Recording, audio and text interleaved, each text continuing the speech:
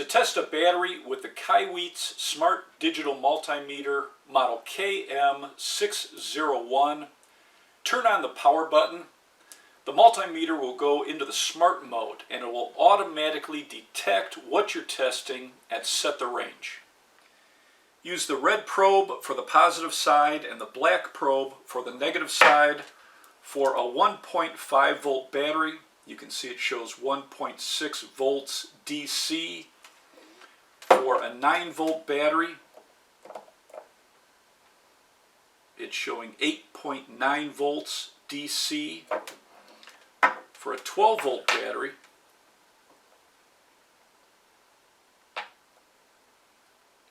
you can see it's showing 12 volts DC.